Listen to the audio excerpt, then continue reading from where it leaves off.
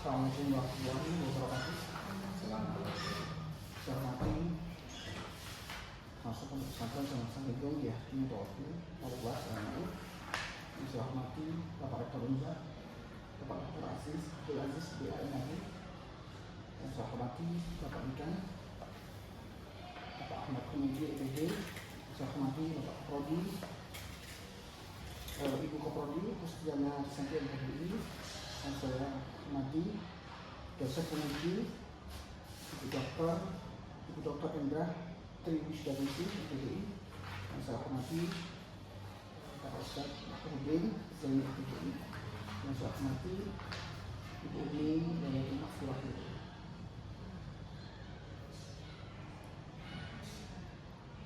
Baik, di sini perkenalkan nama saya Muhammad Sukarnai, Pendidikan Indonesia, PAIC, Fakultas Tarbiyah. Di sini kami akan menjelaskan penelitian kami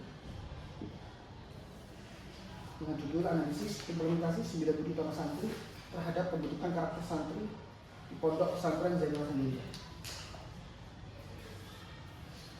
Pondok Pesantren Zainul Sendiri Probolinggo, Paduka Pendidikan Agama dan Karakter berbasis 9 budi utama: takwa, sopan santun, jujur, amanah, disiplin, tanggung jawab, cinta ilmu, dan ibadah. Dan visioner. 2. Didukung filosofi psikologi santri, sopan santun, ajak, nasihat, tawakal, daulah, ikhlas, integritas, moral, profiling, dan action. 3. Pembentukan karakter lewat pembiasaan harian, keteladanan kiai, dan kegiatan formal, informal, dan non-formal. Tantangan pertama, santri lebih dari 20.000 dari latar belakang beragam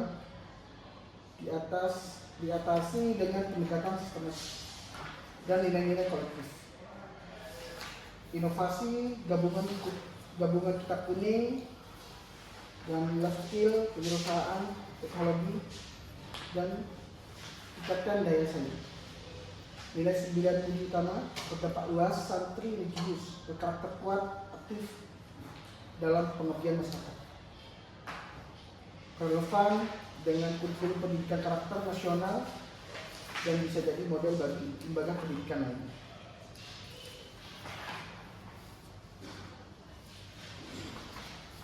Ini ada beberapa rumusan masalah. Yang pertama, bagaimana pelaksanaan penanaman nilai 9 budi utama santri di Pondok Pesantren Zainul Sendiri.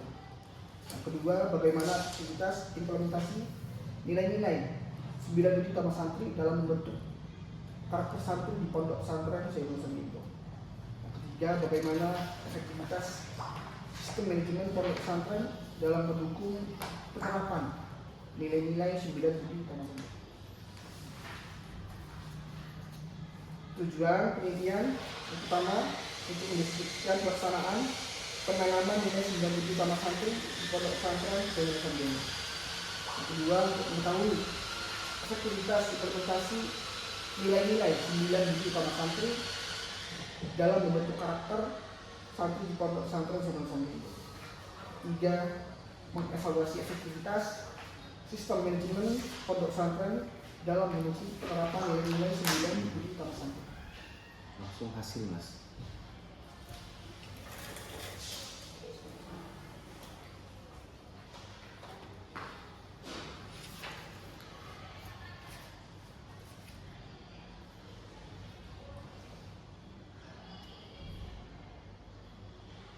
Hasil penelitian pelaksanaan penanaman 9 budi utama santri. Pertama, penanaman dilakukan lewat pembiasaan kegiatan harian, sholat berjamaah, khidmat, taklim, dan tadarus. Kedua, nilai-nilai dikenalkan melalui keberadaan ustadz atau kiai, pembinaan santri senior, dan pengawasan harian. 3. Aktivitas formal, informal, dan non-formal jadi satu kesatuan dalam membentuk karakter. Santri menunjukkan perubahan positif, disiplin, tanggung jawab, pendirian. Nilai-nilai menjadi bagian dari kesadaran diri, bukan karena tekanan. Alumni mengaku membawa nilai-nilai ini ke dunia kerja dan masyarakat. Alumni mengaku membawa nilai-nilai ini ke dunia kerja dan masyarakat, tetapi kebiasaan sistem pendidikan internal sangat mendukung keberhasilan. Efektivitas sistem manajemen pesantren. Manajemen pondok sangat mendukung penanaman nilai. Struktur organisasi rapi, sistem pembinaan jenjang, evaluasi berkala dan pengawasan ketat melalui buku, mutabaah dan rapat evaluasi. Pesantren menciptakan iklim pembelajaran 24 jam berbasis nilai karakter.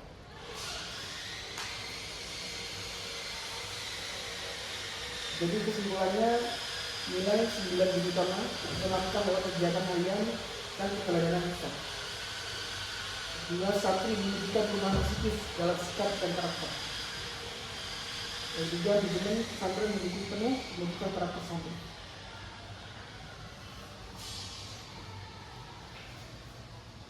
Baik, itu saja yang bisa kami jelaskan. Penelitian kami berjudul analisis implementasi 9 utama santri terhadap pembentukan karakter santri di pondok pesantren dan Nusantara. Oke, terima kasih. Assalamualaikum warahmatullahi wabarakatuh. Siapa Muhammad Intanai? Karena kelas induk apa kelas cabang? Kelas induk apa kelas cabang? Terus, Oh, di kelas induk. Oke. Pertama, saya akan bicara terkait dengan teknik penulisan. Saya dari tadi terganggu dengan marginnya namanya. Margin yang sebelah kanan itu berapa kan kertas itu? silakan. Nanti dilihat lagi ya. KTI kan sudah dapat dari tahun berapa? Dapat sekitar sudah Kenapa kok nggak diterapkan saat ini? Oh, tapi di sini nggak diterapkan. Kenapa kok nggak diterapkan? Katanya spasial, polos-polos aja. Yang gampang diterapkan, yang sulit enggak. Atau yang gampang yang dibaca saja. Kenapa saya bilang enggak ini? Catatan sudah banyak. Ya. Oke, apa namanya? Kamu namanya siapa? Monozurni. Muhammad Zulkarnain. Kenapa asalnya namanya nggak dibalik?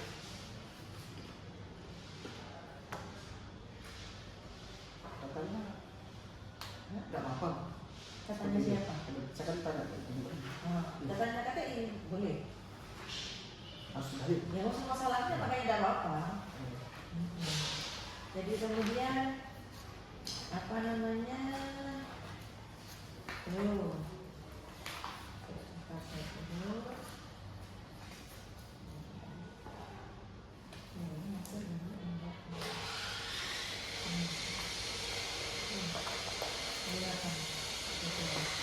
Jadi namanya kita administratif akhirnya gampang.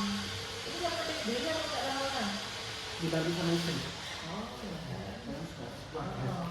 Dibantu sama istri. Iya, rupanya sampai dibantu istri tidak dicek. Istrinya ada ikut kuliah. Iya, Oh sama. iya di samping aku. Sekarang bisa berapa? Terakhir, sama. Sama tugas oh sama-sama. Jadi makanya, jadi saya itu menikah dulu, setelah nikah langsung daftarnya bareng. Gitu ya. Hanya sayangnya saling support ya baca KTP ya. Iya. Kami nggak ngecek selain nggak diketikkan sama istri. Sering juga ngomong. Iya. Jadi kalau kamu bicara sama saya repot karena saya dari S1 sampai S3 sudah berkeluarga. Jadi memang begitu tantangannya. Jadi jangan buat alasan. Apa namanya? Aku hubungannya foto sama videonya. Itu hubungannya itu sama itu ya. Ini kemarin saya sendirian. Di depan itu perusahaannya itu.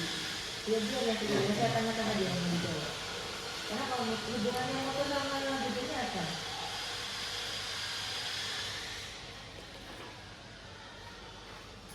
Iya itu ayat di Mutu itu kan apa namanya menekankan pentingnya saling mengenal, saling mengenal, menghargai perbedaan dan menjadikan takwa sebagai ukuran kemuliaan seseorang.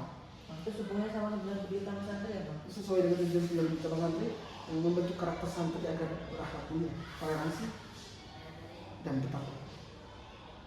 9 budi utama santri itu gimana? Gimana? Ada visioner itu.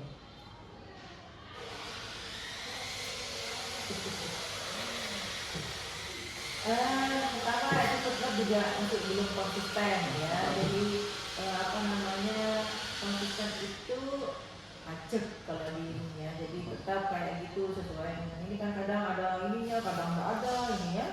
Ini mesti supaya seenaknya. Nah, kemudian nanti penelitian terdahulu diurutkan tahunnya ya. Kemudian apa namanya, data-data yang dipaparkan ya, semuanya dari bab 1 sampai terakhir itu harus menunjukkan referensi ya. Kalau ini seperti ini, konsep 9 budi utama santri, tidak ada bawahnya, tidak ada footnote sama sekali. Ini rujukannya dari mana ya? Dan upayakan ambilnya dari literatur primernya, jangan ambil sekundernya ya. Ada buku rektor yang bisa samping jenggol ya. Kemudian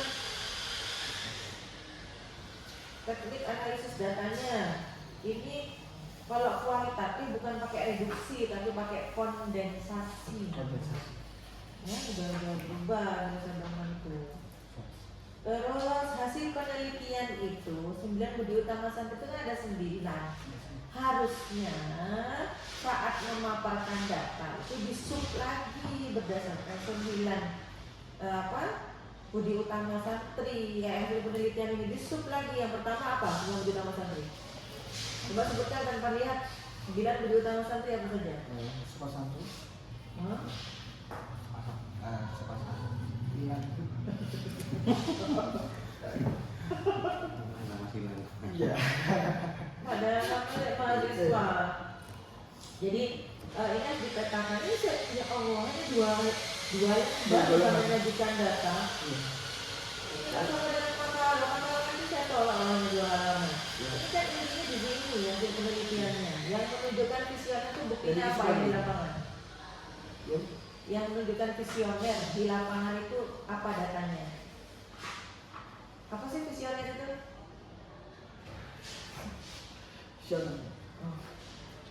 Visioner itu nomor berapa dari 9 budi utama santri? Nomor terakhir. Ya. 9-9-nya itu diterapkan di santri sana. Nah, ya, makanya saya tanya sekarang yang ke-9 itu apa penerapan santri terhadap apa namanya satulogi santri yang nomor ke-9, bentuknya itu apa?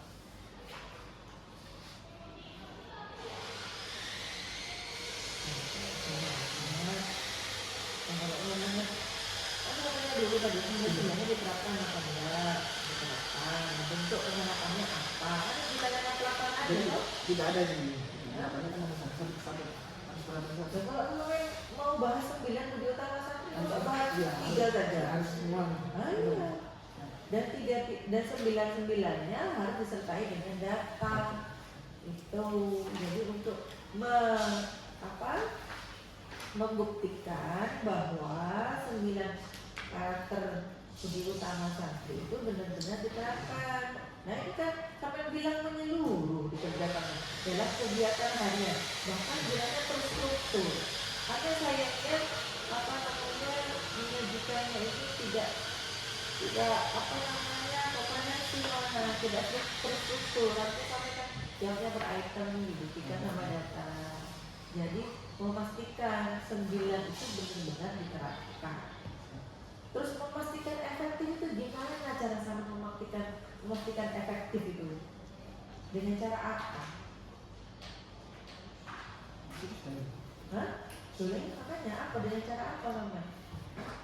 Kan memang nomor 2 rumusan masalahnya terkait dengan keefektifan. Gimana sampai cara jawab efektif atau tidak? Iya bu, efektif buktinya apa?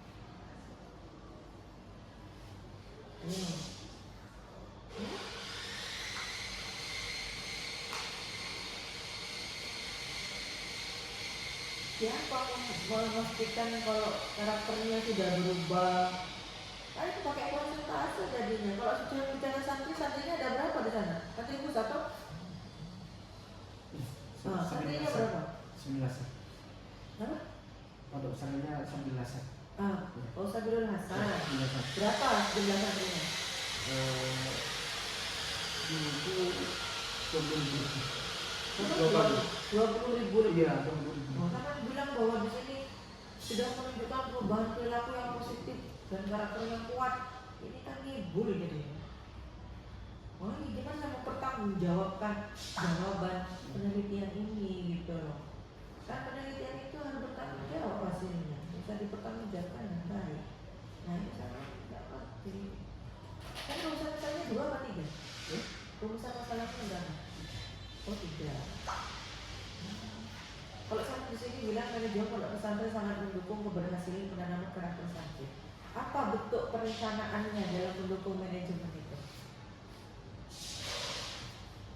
Biar penanaman karakter santri itu berhasil. Bentuk perencanaannya apa di sana yang dilakukan oleh pondok? Apa?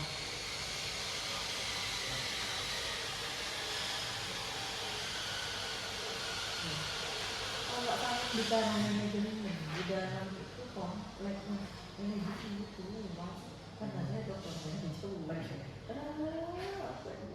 Manajemen sama begini saja.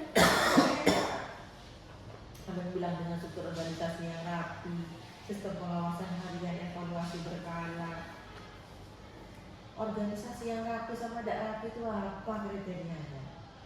Rapi itu gimana? Dijelaskan, kalau sampai 2 lembar. Ya, maksudnya apa yang dijawab itu harus ada di atas sama dokumen ya. Makanya kalau sudah dibantu sama istrinya, dipraktek juga. Mana sampean harus yang bantu istrinya, bukan dibalik. Sedangkan pustakanya minimal 50 ya.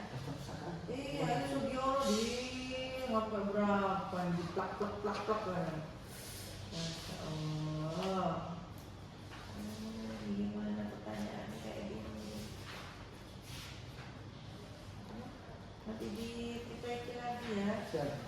Ini waktu bacanya total ya. Oke. Sampai di sini. Baik, terima kasih Mas. 9.000 sama santri ini gagasannya siapa? Saya. Gagasannya sampean. Yang lukis gagasannya sampean. Apa namanya? Yang membuat Iya, yang judulnya itu yang memilih judulnya saya. yang gagas pertama kali siapa? 9 budi sama santri itu siapa? Yang mengistilahkan 9 budi sama santri itu loh Mas. Ya. Di banner-banner pondok kan banyak itu. Siapa yang membuat itu? Kiai siapa? Bukan Kiai sampean. Ya. Hah? Sepuh. Kiai apa? Saya sepuh dulu. Hah?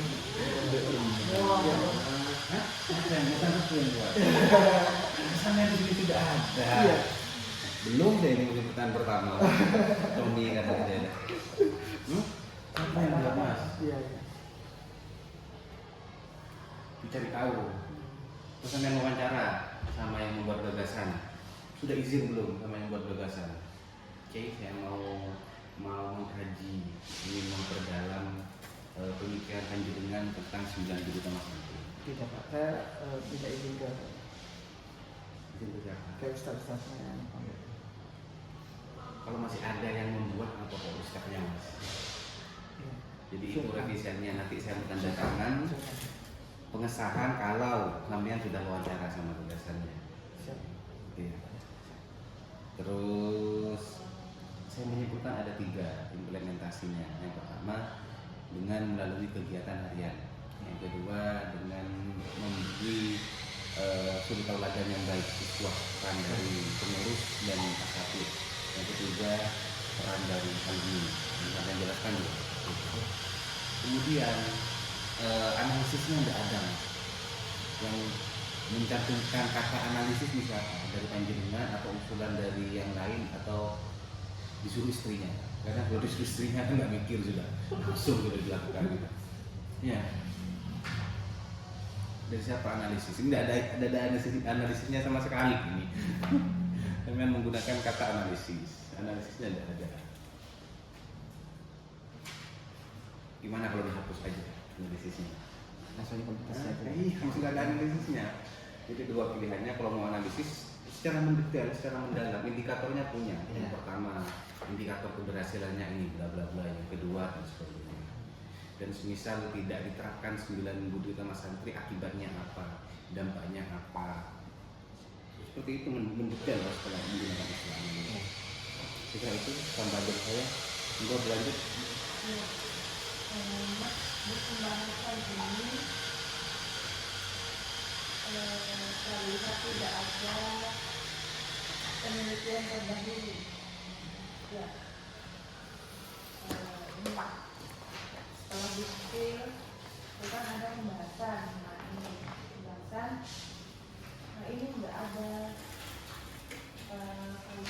nggak dikaitkan dengan kemudian jadi nanti ditanyakan ditanya dahulu dari sebelumnya di bab berapa yang menjelaskan terlebih dahulu di bab berapa? Satu ya. Karena sudah ada di sana, jadi akan sudah ada kesamaan dan perbedaan. Nanti ditambahkan di sini. Jadi kalau memang sejalan dengan penelitian yang sebelumnya, sebelumnya ditambahkan di sini. Ya, karena ini tidak ada. Ya, maka di bawah ini itu catatan revisiannya ya. Catatan itu Ini 1 minggu mas. 1 minggu lakukan. tapi itu ini kan prakol ini. Ya.